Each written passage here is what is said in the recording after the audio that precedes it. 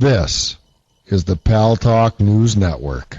The views expressed are solely those of the speaker and not necessarily those of paltalk.com, AVN Software, or its advertisers.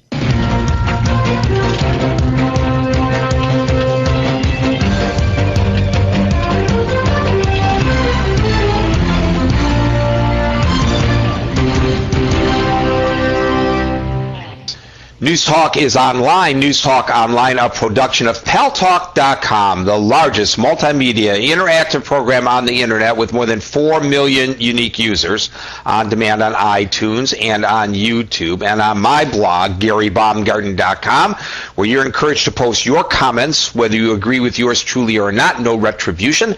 And thanks to our good friends at CRN Digital Talk Radio, we're syndicated to an additional 12 million households. I am your host, Gary Baumgarten. I welcome you to the show. I'm going to combine two stories that appear to not necessarily be related, but maybe in a way they are. The New York Daily News today broke the story that another person has been arrested overseas in conjunction with the plot alleged to blow up subways here in New York City around the anniversary of September 11th last year. A guy from Denver by the name of Najibullah Zazi is the alleged ringleader. He's apparently singing like a canary.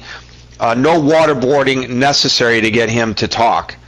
And it occurs to me that since September the 11th, our world has changed. Those of us who previously kind of considered ourselves maybe civil libertarians, maybe we would be shunned by the civil libertarian community these days because we want to protect ourselves. And in so doing, we've had to give up many of the civil liberties that we used to enjoy. You used to be able to walk in a public street without being viewed by a security camera run by the cops, but no more, not here, not in London. You used to be able to walk into buildings without having to, as somebody pointed out to me today, just about giving a sample of your DNA to get in. But since September the 11th, that has changed. And there are those who criticize the Patriot Act, the warrantless wiretapping, the absconding of people to Gitmo and other locations for interrogation. It's horrible. I don't disagree. But on the other hand, September the 11th was pretty horrid as well.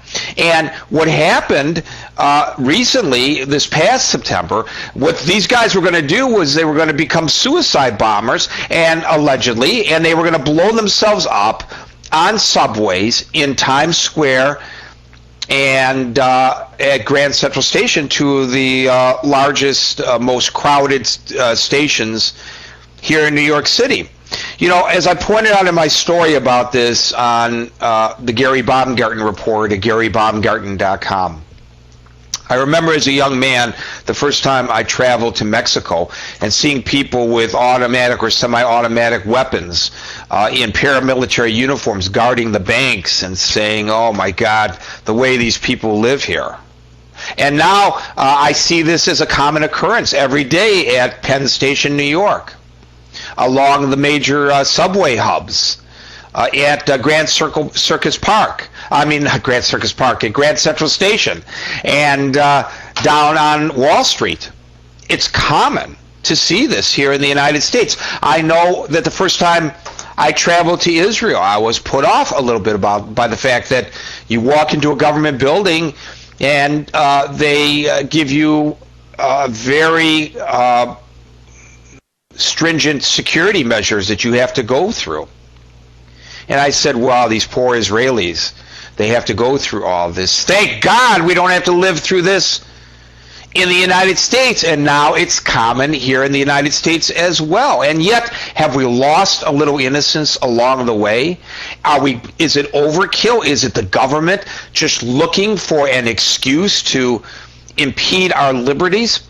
Let me just suggest, for those of us who are critical, or those of you who are critical of the efforts that are being made to protect us, that they're not necessary, that it's an industry that's, some conspiracy behind running this big industry. It's supporting, I don't know, Cheney and Halliburton or something. I don't know.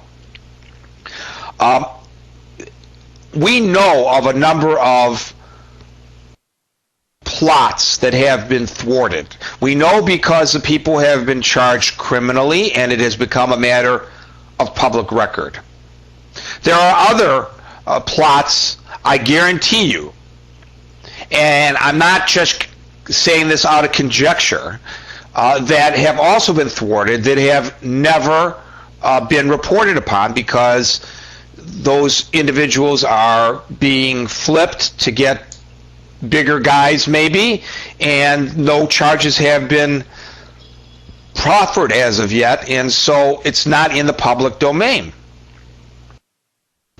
Just imagine the outcry there would be if they had been unsuccessful, the intelligence community and the law enforcement community, unsuccessful in stopping any one of a number of attacks that we are aware of, never mind the ones that have not been publicly discussed.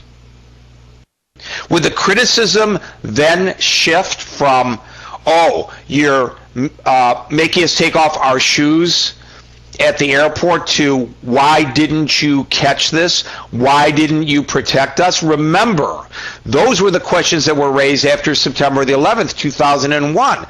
Didn't an FBI agent report that it was suspicious that certain individuals were taking flying lessons, but they weren't learning how to take off or to land? And didn't that FBI agent report it up the chain of command? And wasn't that alarming report discounted because the agent wasn't part of the counterterrorism efforts of the FBI? The answer to all the above is yes. Now, I want to also talk about Mira Awad. Mira Awad is an Arab Israeli singer, and she, along with a Jewish Israeli singer, have been performing not just in Israel but touring the world, singing about brotherhood and peace, trying to show through example that the Jews and the Arabs of the Middle East want to come together in spite of what some of their leaders on both sides of that divide are doing to keep them further apart. If I were in a town where they were performing, I would go to show my support for what they are attempting to do, because I believe that most Jews and most Arabs don't want to be fighting one another. They want to come together as brothers in peace. Now, I know not everybody here agrees with me, but that's what I believe. And yet Mira Awad's performance in London that Cassandra was going to attend, she can't attend. That Andy wanted to attend,